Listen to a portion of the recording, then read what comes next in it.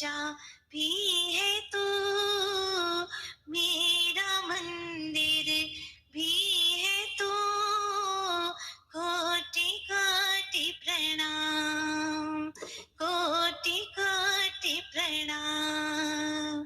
हे मेरे आराध्य देव, हे मेरे श्री पार्षद देव, कोटि कोटि प्रणाम, कोटि कोटि प्रणाम। आदि तीर्थंकर बड़े बाबा श्री आदिनाथ भगवान की, चैतन्य चमत्कारी श्री पार्श्वनाथ भगवान की, संत शिरोमणि अध्यात्म योगी दीक्षा प्रदाता आचार्य गुरुदेव श्री विद्यासागर जी महाराज की, आर्यका रत्न श्री रिजुमती माता जी की, कल्याण मंदिर महामंडल विधान की, पूज्य अर्कमा श्री पूर्णमती माता जी की, वंदनीय आर्यका संघ की। अभी जीवो, मकान जितना बड़ा होता है द्वार उतना बड़ा नहीं होता, और द्वार जितना बड़ा होता है उतना बड़ा ताला नहीं होता, और ताला जितना बड़ा होता है चाबी उतनी बड़ी नहीं होती। बस एक छोटी सी चाबी से सारा घर खुल जाता है। आचार्य भगवान गुरुवर श्री विद्यासागर जी महाराज कहते हैं कि छोटी सी चाबी रखना, ऐसी चाबी जिससे तेरे सारे मोक्ष महल के द्वार ही खुल जाए। वह है भक्ति की चाबी, वह है दान की चाबी, वह है प्रभु के प्रति समर्पण की चाबी, गुरु के प्रति आस्था और निष्ठा की चाबी। अगर ये चाबी तेरे पास में तो सारा घर खुल जाएगा, द्वार खुल जाएंगे। पर खोले कौन? जो इंसान होगा वही खोलेगा ना। प्रश्न ये है कि इंसान है कौन? आज इंसान और जानवर के बीच में क्या अंतर है जानना चाहते हैं आप भी और हम भी, क्योंकि मैंने सोचा कि हम भी पेट भरते हैं और कुत्ता भी पेट भरता है, तो जानवर और इंसान में अंतर क्या है? हम भी पेट भरते हैं और कुत्ता भी पेट भरता है, हम भी नहाते हैं, मतलब आप भी नहाते हैं और भैंस भी नहाती है, आप भी मकान बनाते हैं और चिड़िया भी मकान बनाती है, अपना घोंसला बना लेती है। हाँ, ये बात अलग है कि आप भगवान का भी मकान बना देते हैं, यानी भगवान का मंदिर बना सकते हैं, लेकिन चिड़िया भगवान का मंदिर नहीं बना सकती। आप गुरु मंदिर बना सकते हैं, लेकिन चिड़िया वह नहीं बना सकती। भाव तो कर सकती है लेकिन बना नहीं सकती। ये शक्ति सिर्फ आपके पास में है। पर जब शक्ति है तो व्यक्ति नहीं करेंगे, व्यक्तिकरण नहीं करेंगे तो समय निकल जाएगा। फिर ये मत कहना काश मैं कर लेता। जब बीमार पड़ जाते हैं और धन चोरी चला जाता है तो सोचते हैं पड़े पड़े काश मैं इसको दान ही दे देता तो विशाल उत्तंग बड़े बाबा का मंदिर बन जाता। मैंने ऐसे क्यों नहीं किया, एक वेदी ही दे देता। ओहो अद्भुत, क्योंकि जो भगवान की वेदी बनाता है वो कभी भी बेघर नहीं रहता। वो भगवान का घर है वेदी। जो वेदी एक बार बना लेता है वो कभी भी बेघर और दर दर का भिखारी होकर के नहीं घूमता। काश ऐसे कर लेता, मैं कर सकता था, लेकिन थोड़ा पुरुषार्थ और कर लेता, पर नहीं कर पाया। फिर सोचने से कुछ नहीं होता। ध्यान रखना, तुम्हारे पास में धन है, दौलत है, किस काम का? वो अकृत पुण्य सोच रहा है कि जब मुझे चलना नहीं आता था, जब मुझे चलना नहीं आता था, लोग मुझे गिरने नहीं देते थे। जब मुझे चलना नहीं आता था, लोग मुझे गिरने नहीं देते थे। जब से संभाला है खुद को, जब से संभाला है खुद को, कदम कदम पर गिराने लगते हैं लोग। कदम कदम पर गिराने लगते हैं लोग। ये संसार की रीत है। ध्यान रखना, दुनिया चाहे कितना ही गिराए, ताकत तुम्हारे अंदर होना चाहिए। जिसके हृदय में भगवान है उसको दुनिया का कोई शख्स नहीं गिरा सकता। चाहे भी कितना ही दुर्भाव करे, दुर्विचार करे, वो जलेगा। आपने देखा होगा माचिस की तुली होती है ना, वो दूसरे का घर जलाने के लिए जलती है, लेकिन दूसरे का घर जले ना जले वो उसके पाप और पुण्य के अधीन है, पर उसका माथा तो काला अवश्य हो जाता है। तो भूल करके भी कभी किसी की निंदा नहीं करना, कभी घृणित व्यवहार नहीं करना। प्रभु मुझे ऐसी शक्ति दे, बस यही सोच रहे थे अकृत पुण्य। और मैंने आप लोगों के बीच में एक प्रश्न रखा है कि मनुष्य और जानवर में आखिर अंतर क्या है। तो आपने अभी सुन ही लिया है कि पेट हम भी भरते हैं, कुत्ता भी पेट भरता है, नहाते आप भी हैं, भैंस भी नहा लेती है, घर आप भी बनाते हैं, घर चिड़िया भी बना लेती हैं, नाचते आप भी हैं और मोर भी नाच लेता है। नाचते आप भी हैं और मोर भी अच्छे से नाच लेता है, गाते आप भी हैं और कोयल भी बहुत अच्छे से गा लेती है। आप भी 2-4 घंटे खड़े हो जाते हैं तपस्या करने के लिए, पर घोड़ा तो जिंदगी भर खड़ा हो जाता है। प्रश्न इस बात का है कि आखिर आप में और उसमें अंतर क्या है। आप कहते हैं हम दिन में 3 बार वस्त्र बदल सकते हैं, अरे भाई गिरगिट तो दिन में 4 बार रंग बदल सकता है। तो प्रश्न ये है कि आखिर अंतर है क्या। कहीं ना कहीं तो जानवर जैसा जीवन मानव भी जी रहा है, लेकिन हमारे आचार्य भगवान कहते हैं कि जानवर और इंसान के अंदर कुछ तो विशेषता है। वो ये है कि मनुष्य के अंदर प्रेम है, वात्सल्य है, मनुष्य के अंदर शर्म है, लज्जा है, मनुष्य के अंदर दया है, दान है और मनुष्य के अंदर मुस्कान है। अगर ये चीजें नहीं है तो वह भी पशु के समान है। कहा है सो नर पशु बिना पूछ समाना, बिना पूछ का पशु के समान है वह इंसान जिसके अंदर ये चीजें नहीं होती हैं। आज हम देख रहे हैं घर घर के अंदर प्रेम समाप्त हो गया, प्रेम नहीं रहा, चाहता नहीं है। पहले 40 लोग घर के एक जगह पर एक चूल्हे पर भोजन बनता था, सभी लोग भोजन करते थे, लेकिन आज 4 लोग घर के अंदर हैं और 4 चूल्हे जल रहे हैं। लाइटर के बटन 4 लोग अलग अलग दबाते हैं। कारण क्या है? क्योंकि प्रेम नदारद हो गया है, प्रेम नहीं है, शर्म नहीं है। आज हम देख रहे हैं कपड़े टाइट हो गए और दिमाग लूज हो गया है।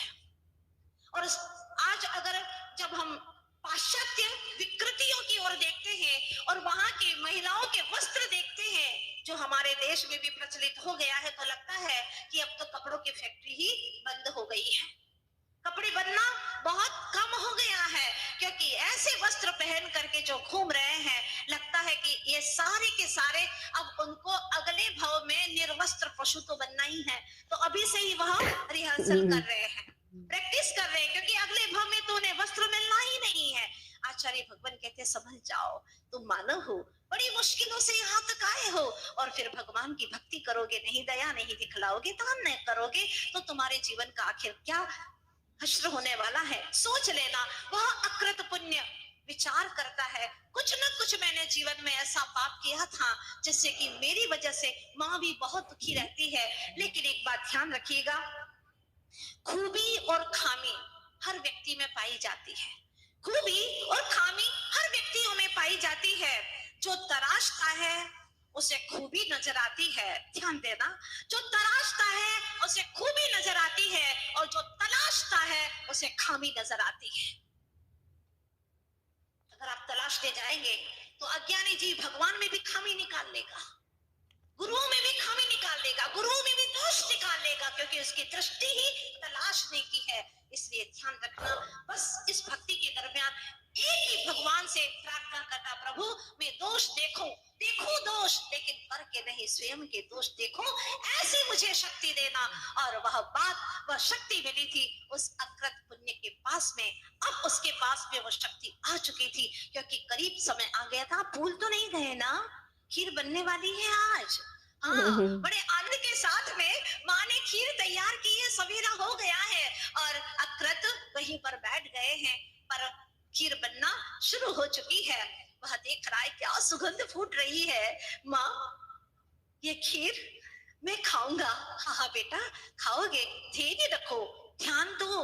हमारे ऋषि मनीषियों ने कहा है कि धैर्य एक ऐसा कड़वा पेड़ है, धैर्य एक ऐसा कड़वा पेड़ है जिसके ऊपर आनंद के मीठे फल लगते हैं, जिसके ऊपर आनंद के मीठे फल लगते हैं। एक ऐसा धैर्य नाम का वृक्ष है। बेटा धैर्य रखो।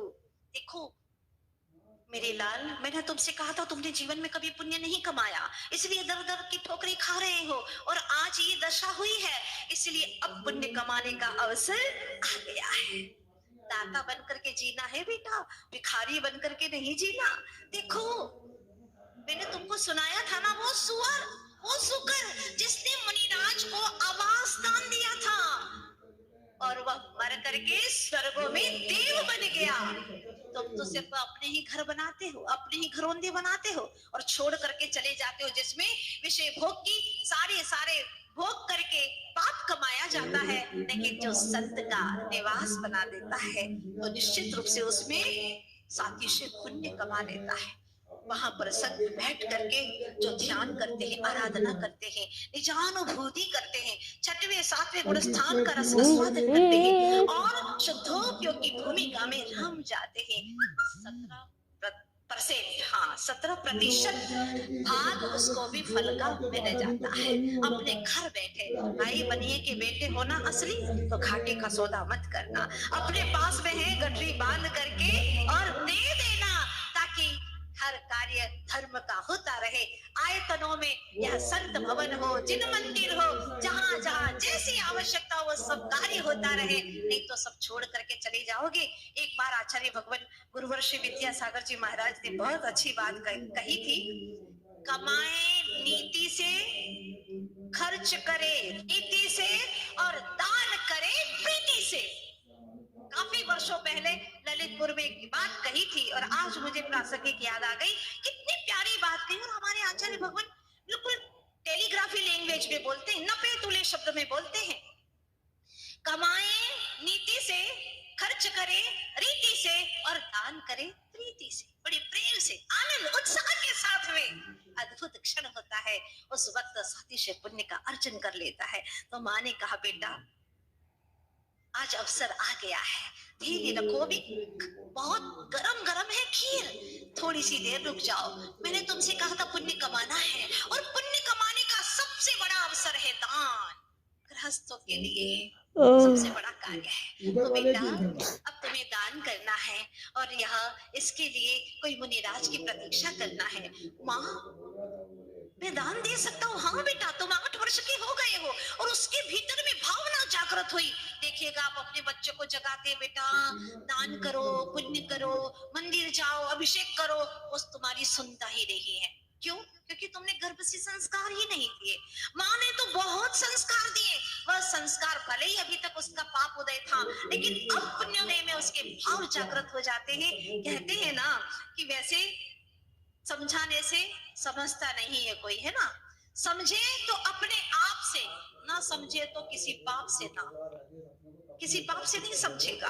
वो अपने आप समझ गया और कहने लगा, माँ मैं बिल्कुल आहार दान दूंगा। तब माँ ने उसको बहुत अच्छे से सफेद धोती और दुपट्टा पहनाया। और पहले के लोग अपने बच्चों को यही पहनाते थे। आज से 20-25 वर्ष पहले जाइए, छोटे बच्चों को कभी भी फुल पैंट नहीं पहनाते, हाफ पैंट पहनाते थे। पर अब उल्टा जमाना आ गया, 2 महीने का बच्चा फुल पैंट पहनता है और 80 साल का दादा हाफ पैंट पहनता है। बहुत बुरी दशा आ गई है, लाज शर्म बेच दी है लोगों ने, मानवता खत्म हो गई है। बात समझने की है। वह अकृत पुण्य धोती दुपट्टा पहने प्रतीक्षा कर रहा है। वाह गजब, इधर देखता है उधर देखता है। माँ ने कहा था, बेटा वो तपस्वी होते हैं, महारिद्धियों के स्वामी होते हैं, गगन से भी आ सकते हैं, गुफाओं के वहां से भी आ सकते हैं, पर्वत की चोटी से भी आ सकते हैं। कभी पर्वत की चोटी पर देखता तो कभी आकाश की ओर देखता तो कभी झरनों की तरफ देखता। ओहो कब आएंगे वो मुनीश्वर, मुझे तो आज आहार देना है। और वो मन ही मन संकल्प करता है, जब तक इन हाथों से मुनिराज को आहार दान नहीं दूंगा, मैं अन्न जल को ग्रहण नहीं करूंगा। आज कई भवों के बाद में उसके भीतर में पुण्य भावना जागी है। अद्भुत दृश्य था। और वह हाथ जोड़े खड़ा है, प्रतीक्षा कर रहा है। नैनों में पुण्य के वर्गणाएं आकर के प्रवेश कर रही है, क्योंकि वह मुनि को निहार रहा है।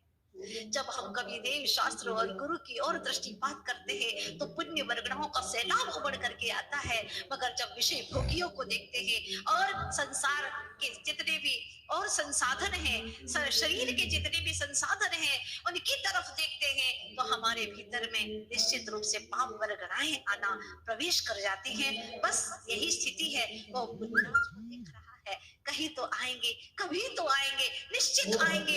एक भीतर में विश्वास था और उस विश्वास के साथ में देखता है कि अचानक आकाश गमन करते हुए एक महामुनीश्वर, शरीर तो कृश है लेकिन दिव्य तेज है, अद्भुत